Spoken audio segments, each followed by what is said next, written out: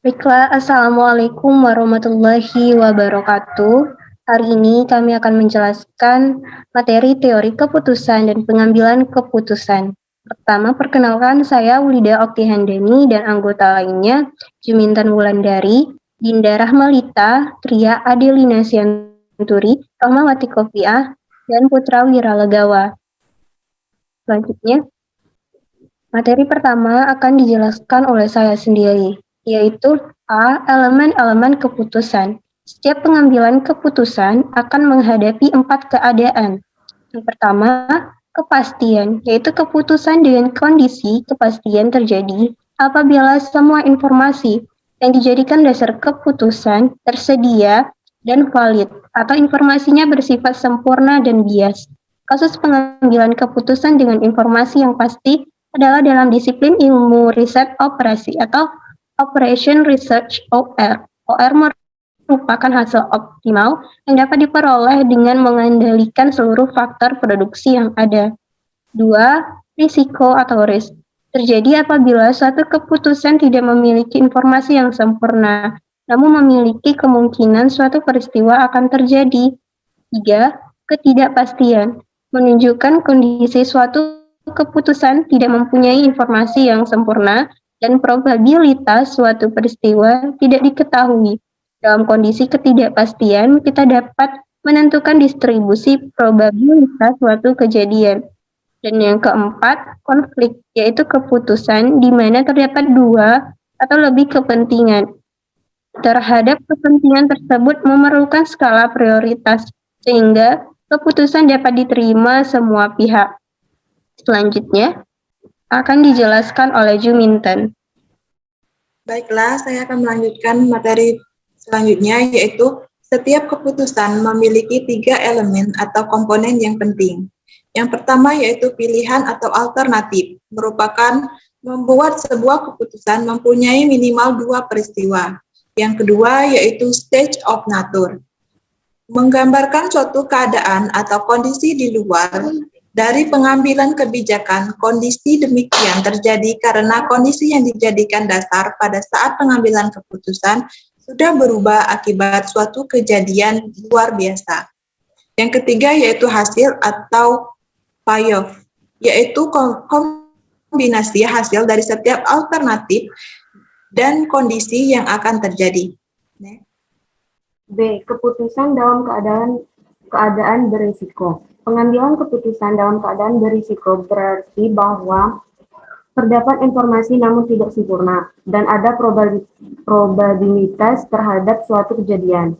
Yang dimaksud dengan risiko adalah adanya probabilitas terhadap kejadian tersebut. Ada beberapa langkah yang diperlukan dalam pengambilan keputusan berisiko, yaitu A. Mengidentifikasikan berbagai macam alternatif yang ada dan layak bagi suatu keputusan.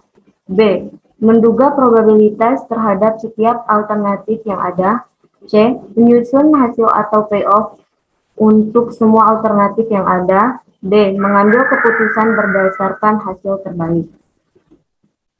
Nilai yang diharapkan atau expected value. Bagaimana H. Ibrahim harus memutuskan? Dalam statistika, kriteria yang saling umum digunakan adalah menghitung nilai yang diharapkan atau expected value. EF merupakan rata-rata tertimbang dari payoff untuk setiap alternatif dengan probabilitas setiap peristiwa sesuai dengan hukum ekonomi. Manusia berusaha memaksimalkan keuntungannya, maka keputusan yang diambil adalah keputusan dengan nilai EF terbesar. EF sama dengan payoff dikali probabilitas suatu peristiwa. Expected opportunity loss. EOL mempunyai prinsip meminimumkan kerugian atau loss yang disebabkan pemilihan alternatif tertentu atau pemilihan alternatif yang bukan terbaik. EOL dihitung untuk setiap peristiwa dengan pertama kali mengidentifikasi tindakan terbaik untuk setiap peristiwa. Hasil atau payoff yang terbaik diberikan dengan nilai 0.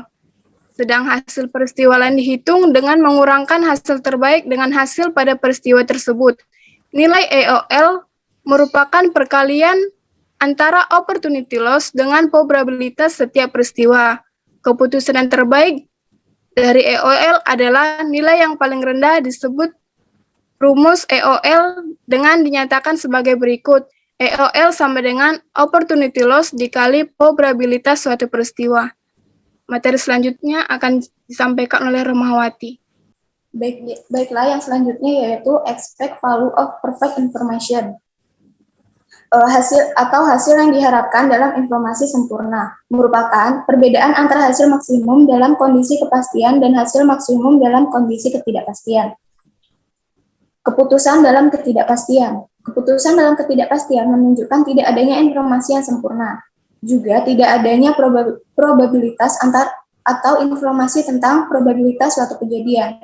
Dalam kondisi yang demikian, setiap keputusan akan memiliki bermacam-macam alternatif dengan tingkat resiko sendiri-sendiri.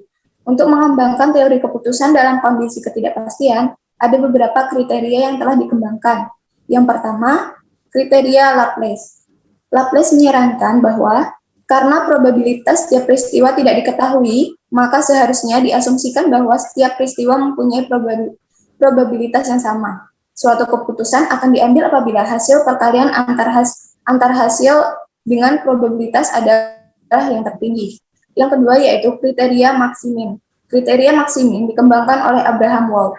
Wald menyarankan dalam kondisi penuh ketidakpastian, maka sebaiknya pengambilan keputusan bersifat pesimis terhadap masa depan, dan memilih hasil yang bernilai maksimum dari kondisi yang pesimis. Atau dengan kata lain, lakukan yang terbaik dalam situasi yang terburuk. Materi selanjutnya akan dijelaskan oleh Fitra Wiralegawa. Baik, kita masuk ke bagian C, yaitu kriteria maksimal. Kriteria maksimaks. Kriteria maksimaks adalah kebalikan dari kriteria maksimin.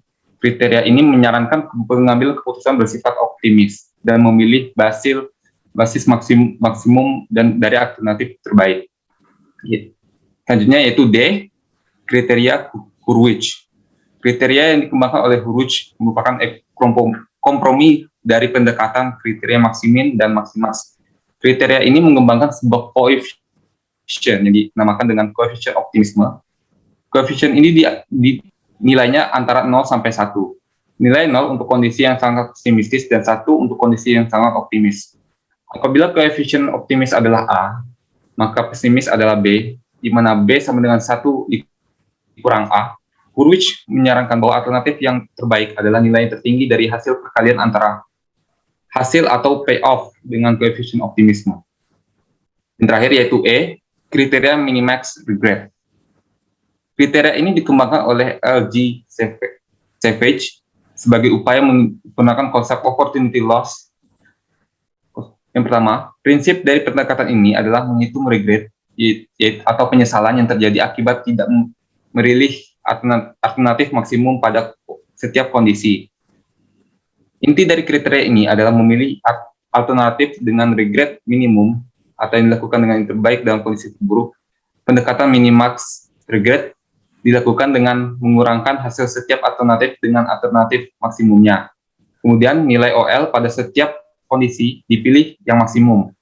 Alternatif keputusan yang diambil adalah nilai regret yang minimum. Next.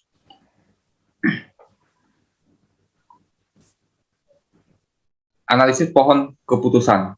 Pada dasarnya, diagram pohon juga dapat digunakan dalam analisis keputusan dengan menggambarkan tindakan dan hasil yang mungkin. Untuk membaca hasil keputusan dilakukan secara induksi mundur atau backward induction. Baik, demikian presentasi yang dari kelompok kami. Saya kembalikan ke moderator. Baiklah, demikian presentasi dari kami dengan teori keputusan pengambilan keputusan. Apabila terdapat kesalahan, kami mohon maaf. Kami tutup. Wabillahi taufiq wal hidayah. Wassalamualaikum warahmatullahi wabarakatuh. Terima kasih.